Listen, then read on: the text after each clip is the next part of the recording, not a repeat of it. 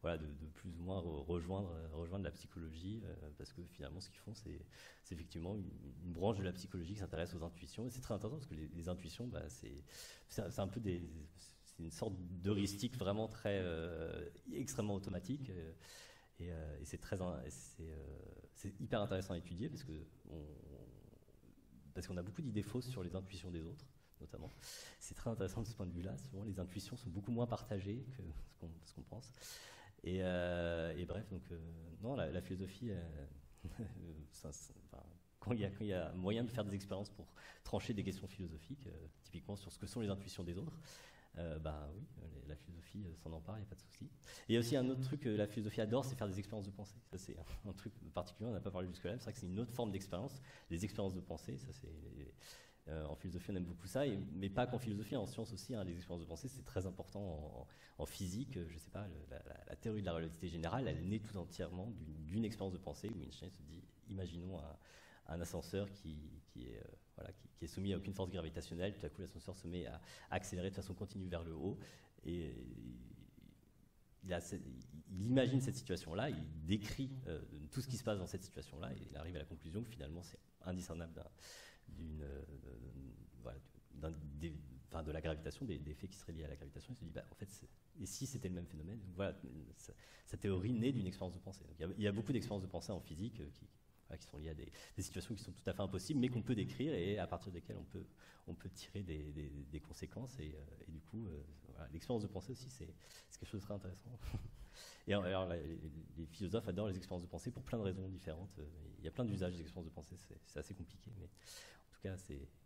Voilà, bref, j'ai fait trop long. Non, mais c'est compliqué, mais on n'a pas peur. Hein. Donc, est-ce que vous seriez d'accord pour peut-être nous donner une expérience de pensée classique, de philosophie, ou en tout cas qui puisse être expliquée là en quelques mots? Genre, il y a une expérience de pensée qui est à l'origine de la philosophie expérimentale, justement, comme ça je rassemble tout d'un coup. C'est sur... je ne vais pas vous dire sur quoi c'est, en fait. Je vais juste vous décrire deux situations, alors je vais essayer de bien le faire. Imaginez, il y a un chef d'entreprise, comme ça, il y a son second qui vient lui expliquer, voilà, on a un plan là pour les années à venir. C'est un plan qui va nous faire gagner beaucoup d'argent et qui sera très bon pour l'environnement, par ailleurs. Et le chef d'entreprise répond, écoutez, moi je m'en fiche complètement de l'environnement, tout ce que je veux c'est gagner de l'argent, donc allez-y, faites ce plan. Et donc le plan est mis en place, et puis dans les années qui suivent, effectivement, des petites fleurs poussent, etc. Enfin, il y a eu des effets effectivement très positifs sur l'environnement. La question que je vous pose, c'est est-ce que le chef d'entreprise a intentionnellement contribué à améliorer l'environnement? Je propose qu'on vote. Qui pense que ce chef d'entreprise a intentionnellement contribué à améliorer l'environnement? D'accord. Qui pense qu'il n'a... Il y a une personne. Ah, il y a une personne qui pense qu'il n'a pas intentionnellement contribué à améliorer l'environnement. Je crois que... Voilà, on est d'accord. Je sais pas si c'est l'intuition. C'est tout à fait classique. Deuxième scénario, c'est un chef d'entreprise, comme ça il y a son assistant qui lui présente un plan pour les années à venir, qui lui dit voilà, c'est un plan qui va nous faire gagner beaucoup d'argent et qui va considérablement nuire à l'environnement par contre. Et le chef d'entreprise répond écoutez, moi je m'en fiche complètement de l'environnement, tout ce que je veux c'est gagner un max d'argent, donc mettez en place ce plan. Les années passent, effectivement il a gagné plein d'argent, mais ça a considérablement détruit l'environnement. Et la question c'est, qui parmi vous pense que ce chef d'entreprise a intentionnellement causé des dégâts à l'environnement? Voilà, vous êtes une majorité, peut-être un peu moins que la majorité qui considérait que c'était peut-être qu'il y a des abstentions. Qui pensent qu'il n'a pas intentionnellement nuit à l'environnement? Je pense qu'il y a quelques abstentions. Moi, je m'abstiens. Et donc voilà, c'est intéressant comme scénario parce qu'en fait, la seule chose qui a changé entre les deux scénarios, c'est l'idée que vous faites de la conséquence de son action. C'est-à-dire, dans un cas, c'est une conséquence positive, dans l'autre cas, c'est une conséquence qui est négative. Mais fondamentalement, dans les deux cas, ça n'avait aucune importance pour lui quand il a pris la décision de ce qu'il a dit.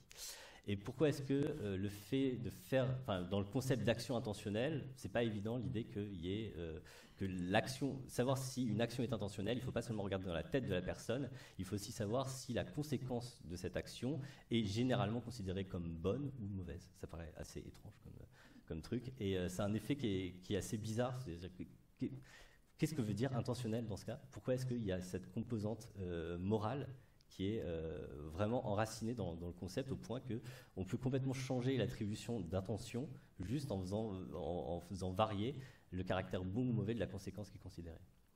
Voilà, donc c'est typiquement ce genre de petite expérience de pensée que la philosophie expérimentale étudie, et voilà, pour essayer de comprendre ce concept intuitif d'action intentionnelle. Que cherche à désigner cette idée d'intention?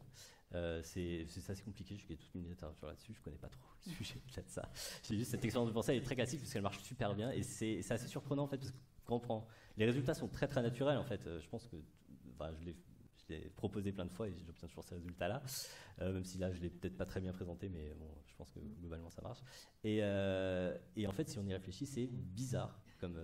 On ne s'attend pas à ce que dans le concept, dans l'intuition qu'on a de la notion d'action intentionnelle, d'intention, il y ait cette dimension qui soit sensible à la conséquence de l'action, non pas dans la tête de la personne, mais dans la perception qu'on en a, nous. C'est-à-dire que le fait que nous, on le perçoive comme bon ou mauvais va vraiment changer le fait qu'on conçoit l'action comme intentionnelle ou pas. Et c'est bizarre. Alors, je ne sais pas ce que vous en pensez en tant que psychologue.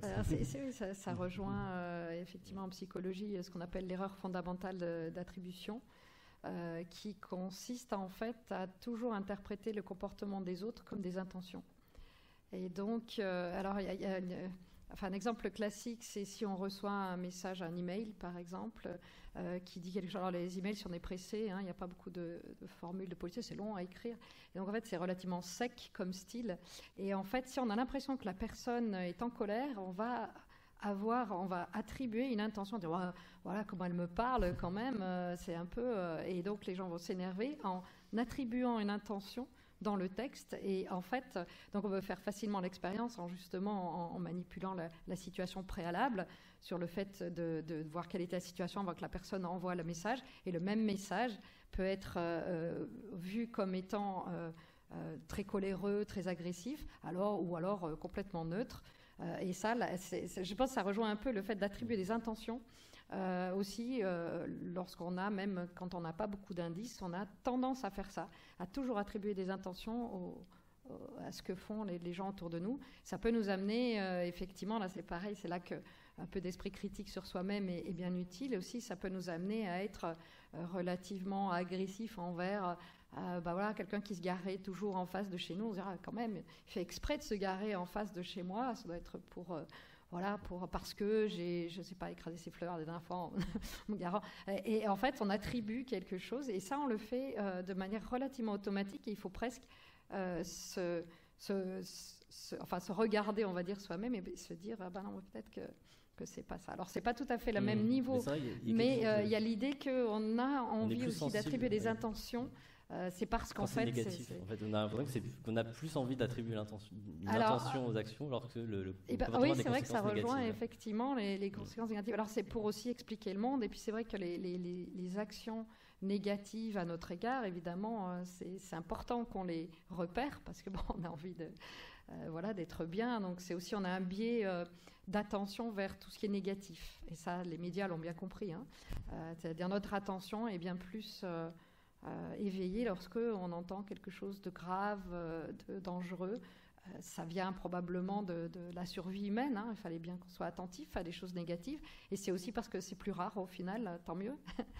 Voilà, et donc on est plus attentif à tout ce qui est négatif, et donc les biais aussi, les biais cognitifs, les biais de raisonnement, les heuristiques se mettent en place de façon automatique plus facilement lorsqu'on a dans des situations à connotation négative ou que l'on perçoit comme négative.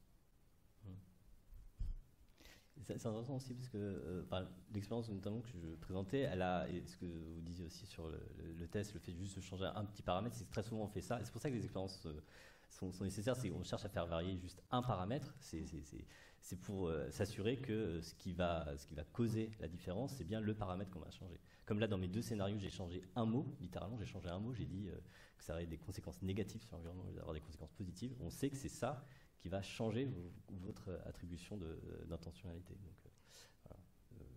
L'intérêt des expériences, c'est souvent ça, c'est de faire varier le paramètre qui est supposé être explicatif. Et donc, si effectivement on obtient des résultats différents, c'est qu'on a probablement mis le doigt sur quelque chose qui touche au mécanisme explicatif.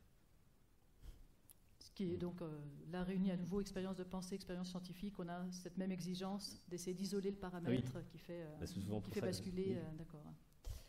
On va arriver au bout des 45 minutes. On avait quand même prévu un petit moment pour discuter, parce que quand on pense à expérience, on pense aussi à expert. Est-ce que peut-être l'un de vous veut parler un petit peu des experts dans les médias, de leur rôle sur... voilà, parce qu'on est aussi dans le cadre de 2 journées consacrées à l'esprit critique. Peut-être rapidement, puis après on prendra les questions du public. Je ne sais pas si...